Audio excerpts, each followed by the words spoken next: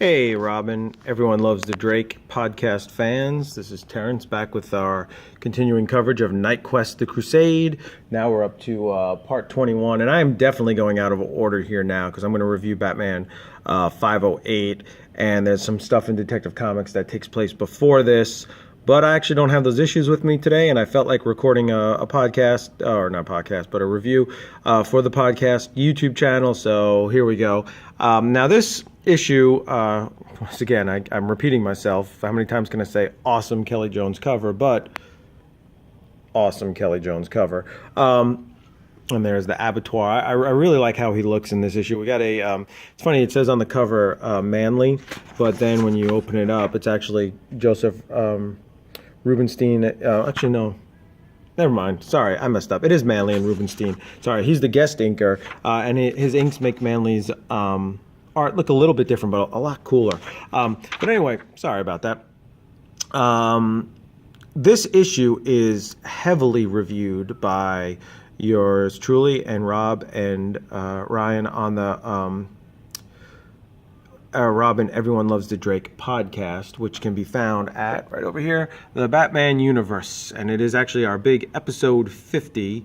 And so there, look at that. That looks familiar right there. So I'll put a link to this, or you could just go to Batman Universe and go to the podcast and listen for it here, and tell us what you think here. It also has the audio drama, the accompanying audio drama. So to do a real quick recap, just for those who don't feel like listening to the podcast, we got a cool Batmobile here.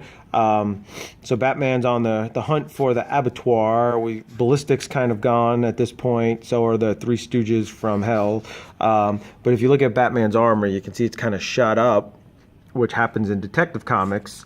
And Abattoir's got his relative, and he's in his tighty-whities, and he's every so often some weights are falling while he sits on a bed of nails, and you think it's obvious, okay, this is just your obvious villain trap that Batman or Robin will save at the nick of time, and so we get a bit of Abattoir, and he's really cool. I like that cape and everything, and really evil looking. Rubenstein's inks on Manly's art is great.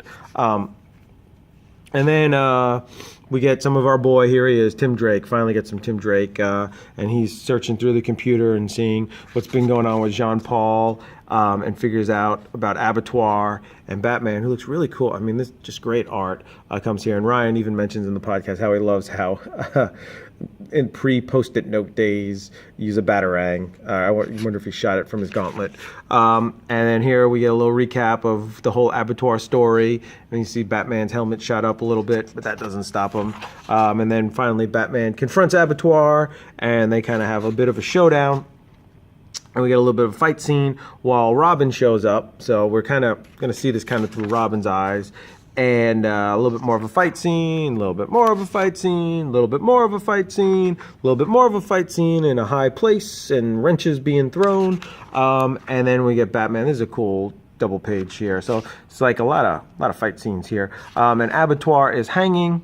Robin kind of sees this, and Abattoir slipping, and Jean-Paul kind of has this dementia from Saint Dumas and Azrael and his Crusade, and he just doesn't know what to do.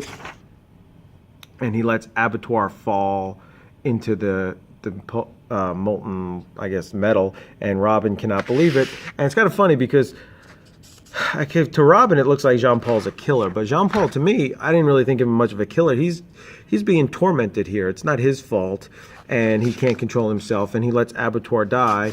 And as I mentioned in the podcast, you know, Batman does the same thing, and Batman begins with Ra's al Ghul on the train, but to Robin, he can't believe he let him die. And so Jean-Paul goes back to the cave, and he is just in agony, which is why I always found Jean-Paul very sympathetic.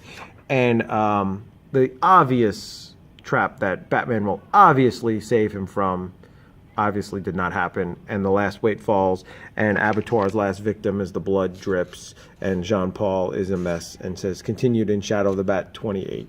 So I know this was a quick review, but there's kind of a quick issue, and if you want the full-on long version and the accompanying audio drama, check out Batman, Robin Everyone Loves the Drake podcast on the Batman Universe over here.